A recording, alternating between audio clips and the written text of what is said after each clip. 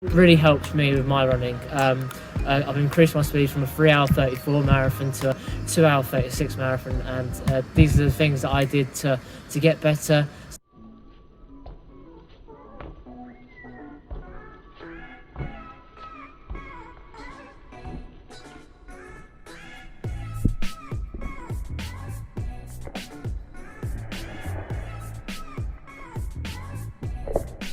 Welcome back to my channel, guys, and today I'll be showing you 5 exercises to increase your stride length to get faster. So here we go.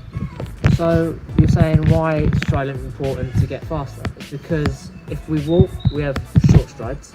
If we run, we have a bit longer strides. But if we sprint at like 100-meter pace where we went all out, it means we've got our strides as long as it can be. So, for example, in my marathon of 2 hours 36, my average stride length was 1 meter and 36. And so a pro runner like Kipchoge, he runs at 1.9 meters. So I have to close that gap to get faster. So increasing our stride length is key to getting faster. So basically, speed equals stride length multiplied by cadence, and you want to maintain your steps per minute, and that's what cadence is. So if we increase our stride length and increase our strides per minute, or strides per minute, we will get faster. So I'm going to show you 5 exercises right now of how you can increase your stride length to get faster. So let's go.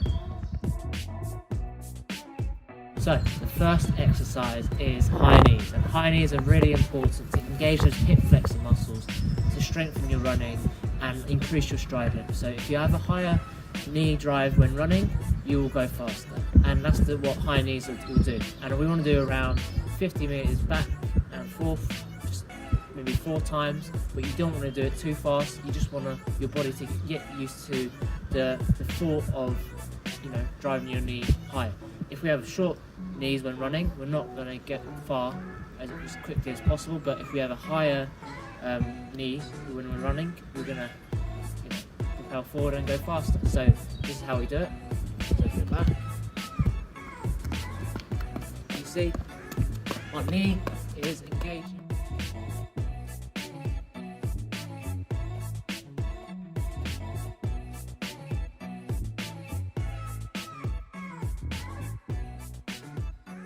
So the second exercise is the lunges, and lunges are really important because it increases your leg strength, which ultimately increases your stride length and ultimately also increases your speed, which is great. So lunges target a few areas like your hamstrings and your hip flexors. So your hamstrings are really important because you want to drive forward that knee when you're running and drive forward the strides when you're running. So you want to increase that strength. And your hip flexors, because you're stretching out your hips to be able to firstly prevent injury, which is important because you don't want to overstride. And when you do overstride once on an occasion, your hips are used to that that exercise because you've done that exercise. So, and it also helps you propel your knee drive forward like the high knees. So it's an extra layer on top of the other exercise to increase that protection and increase your speed at a more of a enhanced way. So to it, we're going to do 20 to 30 lunges, and that should be it. So let me show you how we do it.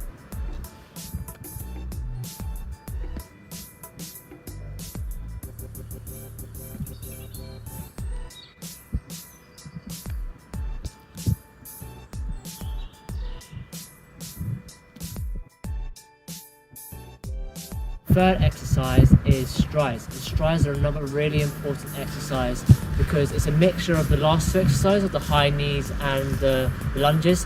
So the high knees propel that knee drive when running, get you used to lifting that knee to increase that stride length, and then the lunges is trying to lengthen those strides and trying to get your hip flexors used to lengthen those strides and preventing injury.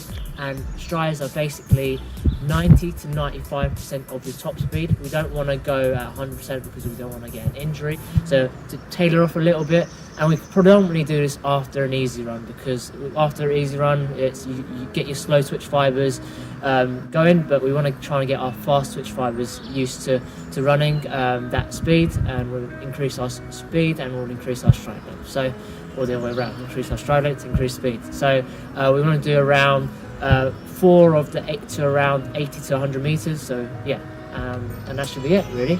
That's the third exercise. Now on to the fourth.